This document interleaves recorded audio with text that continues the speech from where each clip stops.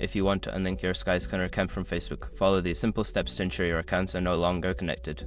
Step 1. Log into Skyscanner. Visit the Skyscanner website or open the app and log into your account using your credentials. Step 2. Access account settings. Once logged in, navigate to your account settings.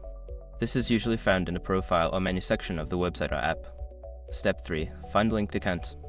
In the account settings, look for a section labeled Linked Accounts or Connections. This is where you can manage your social media connections. Step 4. Unlink Facebook. Locate the option for Facebook within the Linked Accounts section. Click on the option to unlink or disconnect your Facebook account from Skyscanner. Step 5. Confirm the action. You may be prompted to confirm your decision to unlink the accounts. Follow the on-screen instructions to finalize the disconnection. By following these steps, you can successfully unlink your Skyscanner account from Facebook. If you have any issues, consider reaching out to Skyscanner's customer support for further assistance.